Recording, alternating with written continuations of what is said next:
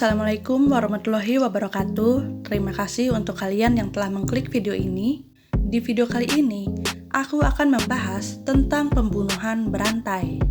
Tahukah kalian kalau pada saat dulu ada beberapa pembunuh berantai yang sempat menggegerkan Indonesia? Siapa sajakah mereka dan seperti apa sepak terjangnya? Simak video ini sampai selesai ya. Tapi seperti biasa nih teman-teman, sebelum kita lanjut ke pembahasannya, tolong bantu aku untuk klik tombol subscribe-nya dulu ya, biar aku semakin semangat nih bikin videonya. Dan jangan lupa juga untuk klik tombol loncengnya, biar kalian gak ketinggalan kalau aku upload video terbaru lainnya. Aku tungguin ya.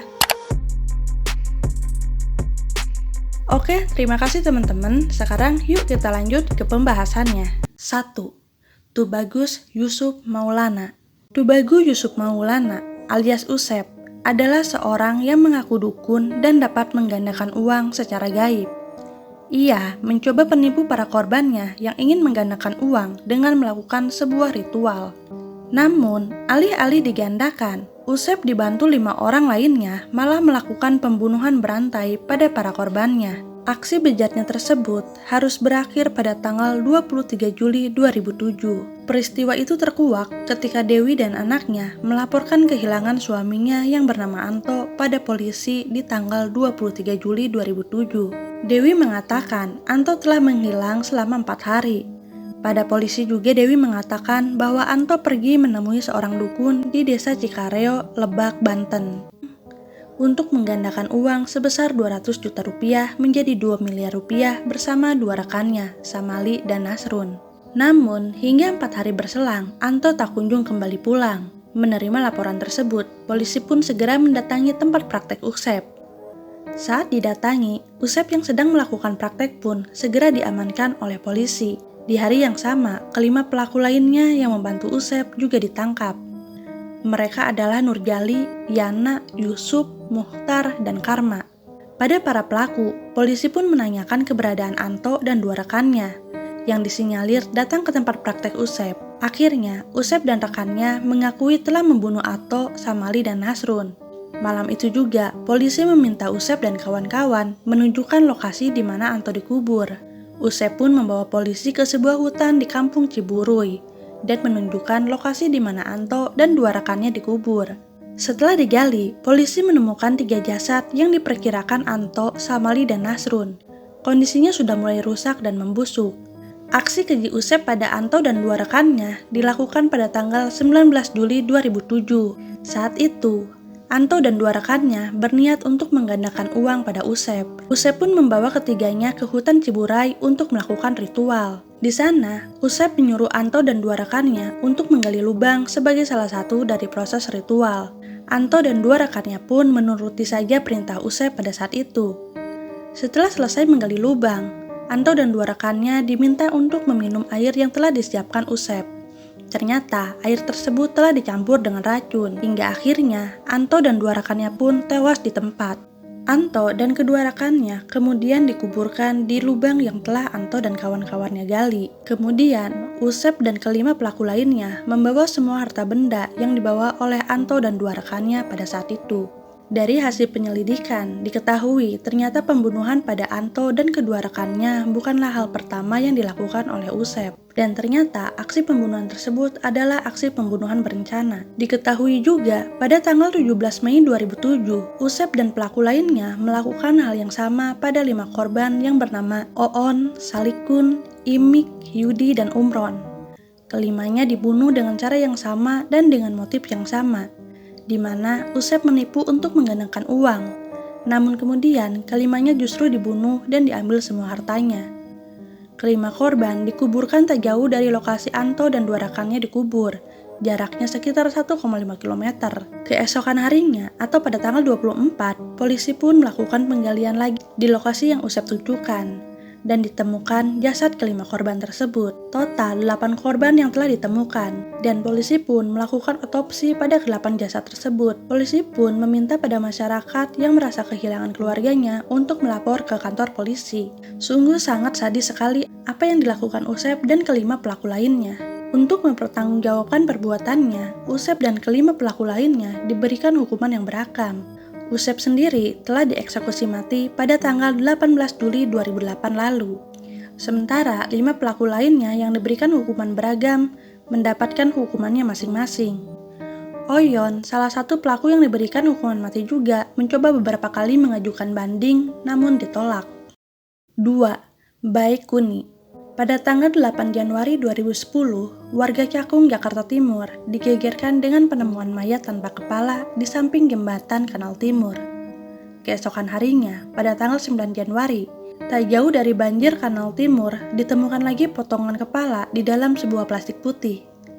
Polisi pun segera melakukan pemeriksaan pada potongan-potongan jasad yang ditemukan tersebut. Melalui tes DNA, diketahui potongan mayat tersebut adalah milik Ardiansyah yang saat itu berusia 10 tahun. Menurut keterangan beberapa saksi, Ardiansyah yang merupakan seorang pengamen jalanan terakhir kali terlihat bersama Bae Kuni atau yang lebih dikenal dengan Babe. Akhirnya, polisi pun menangkap dan melakukan penyelidikan pada Bae Kuni alias Bebe ini. Dari hasil penyelidikan, terungkaplah sebuah fakta yang sangat mengerikan. Hari itu, pada tanggal 7 Januari 2010, Ardiansyah tampak menyapa Babe yang sedang berdagang rokok di depan Pulau Gading Trade Center. Babe pun langsung memangku Ardiansyah dan mengelus tubuh bocah 10 tahun tersebut. Tidak ada yang mencurigai sikap Babe karena Babe memang terkenal baik terhadap anak-anak di jalanan. Tiba-tiba, Babe pun memanggil beberapa orang anak untuk menjaga dagangannya. Babe mengatakan akan pergi membawa Ardiansyah ke PTC. Mereka pun menurut dan Ardiansyah dibawa pergi oleh Babe. Namun ternyata Ardiansyah dibawa ke rumah kontrakan Babe. Di kontrakan, pada awalnya Ardiansyah diperlakukan dengan baik. Ia dimandikan agar badannya bersih. Kemudian, Ardiansyah pun diberikan makan siang. Selesai makan siang, tanpa Ardiansyah duga, Babe mengajaknya untuk berhubungan badan. Namun, Ardiansyah segera menolaknya. Tak menerima penolakan tersebut, Babe pun mengambil tali rafia untuk menjerat leher Ardiansyah. Ardiansyah pun tewas kehabisan oksigen. Bukan merasa menyesal telah membunuh Ardiansyah, Babe justru membawa Ardiansyah ke atas kasur dan dengan biadabnya mulai menyodomi mayat Ardiansyah. Setelah melakukan hal itu, Babe pun kembali ke tempat dagangannya. Namun, tak lama ia pun meminta anak-anak jalanan di sana untuk menjaga dagangannya kembali. Sementara, Babe kembali ke kontrakan untuk membereskan mayat Ardiansyah. Dengan teganya, Babe memutilasi Ardiansyah menjadi beberapa bagian agar mayatnya bisa dibuang dengan mudah. Ia menyimpan jasad Ardiansyah yang sudah dimutilasi di kontrakannya semalaman. Kemudian, keesokan subuhnya baru dibuang. Hanya beberapa jam setelah dibuang, potongan jasad Ardiansyah pun ditemukan oleh warga, dan kasus pun akhirnya terungkap. Pada polisi, Babe mengatakan ia menikmati melihat korbannya menderita, dan lebih mencengangkan lagi, ternyata Ardiansyah bukanlah korban satu-satunya. Sepanjang tahun 1993 sampai 2010, diketahui Babe setidaknya telah melakukan sodomi dan membunuh 14 orang anak berusia sekitar 6-14 tahun. 4 diantaranya dibunuh lalu kemudian dimutilasi. 3 anak lain yang dimutilasi oleh Babe sebetulnya jasadnya telah ditemukan oleh warga. Namun saat itu pelaku belum bisa terungkap. Ketiga anak tersebut adalah 1. Adi, potongan tubuhnya ditemukan pada tanggal 9 Juli 2007. 2. Rio, potongan tubuhnya ditemukan pada tanggal 14 Januari 2008. 3. Arif, potongan tubuhnya ditemukan pada tanggal 15 Mei 2008. Ketiganya dibunuh dengan cara yang sama seperti Ardiansyah, lalu kemudian dimutilasi. Sementara 10 korban lainnya dibunuh kemudian disodomi. Mengapa Babe bisa berbuat sekejam dan sesadis itu pada anak-anak di jalanan? Diketahui, sejak kecil Babe sudah mengalami hidup yang keras. Ia kabur dari rumah dan hidup di jalanan Jakarta. Dia telah menerima berbagai kekerasan di jalanan, dan Babe pun merupakan korban sodomi. Beranjak dewasa, Babe pun mendapat pekerjaan untuk mengurus kerbau, dan kemudian dia pun menikah dengan seorang wanita. Namun, walaupun Babe sangat mencintai perempuan yang dinikahinya tersebut, tapi Babe tidak bisa melakukan hubungan badan dengan istrinya tersebut. Bahkan, sampai istrinya meninggal, Babe tak pernah menyentuh istrinya. Hingga akhirnya, Babe yang kembali sendiri, kembali hidup urakan di Jakarta, dan ia pun mulai tertarik pada sesama jenis, terutama pada anak-anak. Maka dari itu, Babe pun melakukan sodomi pada para korban sebelum membunuhnya. Walaupun Babe menerima penderitaan sejak masih kecil, tapi ia tidak berhak sama sekali untuk membalasnya pada anak-anak yang tidak berdosa. Babe pun dikenal sebagai predator anak jalanan dan disebut mengidap pedofilia. Untuk mempertanggungjawabkan aksi kejinya, ia pun divonis dengan hukuman seumur hidup pada tanggal 16 Oktober 2010. Namun, Babe tidak puas dengan vonis tersebut dan mengajukan banding. Tapi, hakim malah memberikan hukuman mati atas banding yang dilakukan oleh Babe pada tanggal 18 Januari 2011. Namun, ketika aku mencari beritanya kapan Babe ini dieksekusi, aku belum mendapatkan berita yang pasti kapan dia dieksekusi mati ya teman-teman. Bahkan pada tahun 2021, Babe ini belum dieksekusi mati. Tapi, apabila ada teman-teman yang tahu update-nya atau beritanya seperti apa, boleh komen di bawah ya. Nah itu dia teman-teman, kasus pembunuhan berantai yang pernah menggegerkan Indonesia. Sungguh keji dan biadab perilaku para pelaku ya teman-teman. Semoga kita dan orang-orang yang kita sayangi bisa dilindungi dari perbuatan keji seperti yang mereka lakukan ya teman-teman.